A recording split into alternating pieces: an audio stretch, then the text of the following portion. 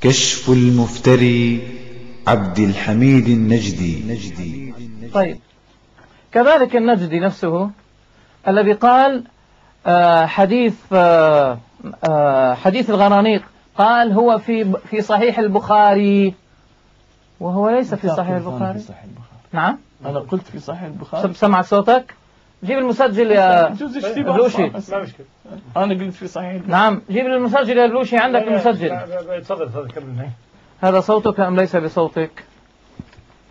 يا أخي أفرض صار اشتباه. أن إبليس لعنة الله عليه أدخل في القرآن كما في البخاري، وأن الرسول تنسبون إلى رسول الله الذي هو سنقرئك فلا تنسى والذي هو وما ينطق عن الهوى. في البخاري اشتباه يعني. خيرا إن شاء الله. مو معصومين يعني، ناس عاديين. ما حكم أثر الخنزير؟ أليس هذا تحريف؟ ثم ماذا تقول بالغرانيق؟ خل أكمل كلامي.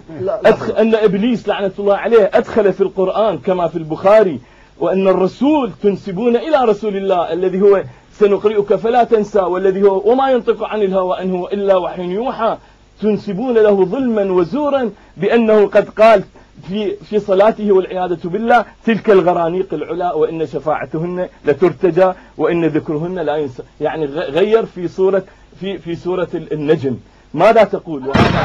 أن الأخ الكريم الرافضي الآخر الذي يناظر دائما ماذا يفعل؟ اتهم أهل السنة والجماعة بالكذب، والكذب بهم أولى، ولنا في ذلك أدلة، منها أنه قال قبل أن آتي إلى هذا لكي لا أنسى أنه جاء بالكلام الذي قاله شيخنا عبد الرحمن الدمشقي أبو عبيدة، أنكر حديث الغرانيق وحكم بضعفه، فجاء هذا الرجل الذي يتعالم وماذا قال؟ قال انظروا إلى تصحيح من؟ إلى تصحيح الشيخ محمد عبد الوهاب. هذا يدل على جهل عميق بأصول الاستدلال. لماذا؟ لأنك إذا أردت أن تشتري اللحم تذهب إلى اللحام، إذا أردت أن تستفسر عن الطب تذهب إلى الطبيب، والقاعدة عند العلماء ما هي؟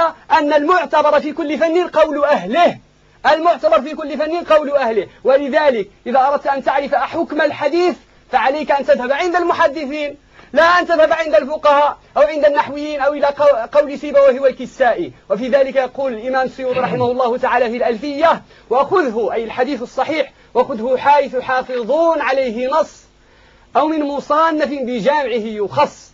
تأخذ الحديث الصحيح من أين أيها الرافضي الكريم؟ تأخذ الحديث الصحيح من حكم المحدث المعترف بحكمه وأنه ليس مرميا ولا مطعونا بتساهل، أو تأخذه من الكتاب المصنف الذي صنفه علماء هذا الشأن وفرسان الميدان الذين ميزوا بين الصحيح والضعيف. أمر آخر أن هذا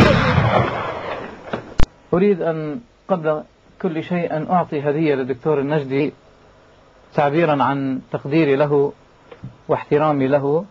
هذا الكتاب لعلك تقرأه دكتور إن شاء الله وتستفيد منه، كتاب مختصر سيرة الرسول صلى الله عليه وآله وسلم للشيخ محمد بن عبد الوهاب، ولعلك إن شاء الله إذا طلعت عليه تبحث لنا أين قال عن حديث الغرانيق إنه صحيح.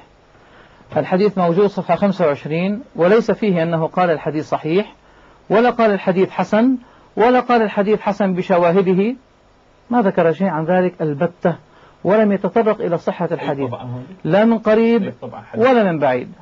إن شاء الله أنت تطلع وتقارن إن شاء الله. أنا لا أدري ما هي الطبعة التي عندك، إن شاء الله غدا آتيك بالطبعة اللي عندي إن شاء الله تعالى. تفضل. دكتور نجدي، أذكرك بكتابي الذي أهديتك إياه مختصر سيرة الرسول. ما أخبرتنا هل وجدت تصحيح محمد بن عبد الوهاب للحديث حديث الغرانيق؟ ما ذكرت شيئا. ثم يا دكتور عندنا متواتران